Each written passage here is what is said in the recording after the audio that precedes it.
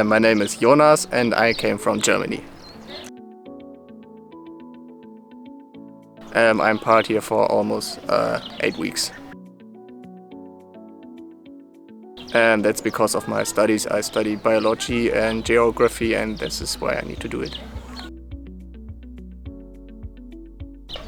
My favorite task is the elephant duties, because we do all of the elephants and it's just cool.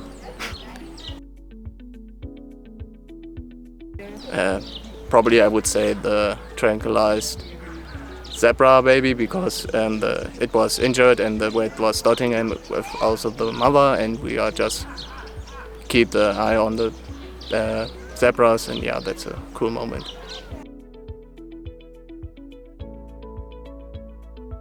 It was a good experience, and I will say I miss all of the animals here, because in Europe we don't have these special animals just like hippos or elephants, and yeah, I would say this is the most part that I will miss.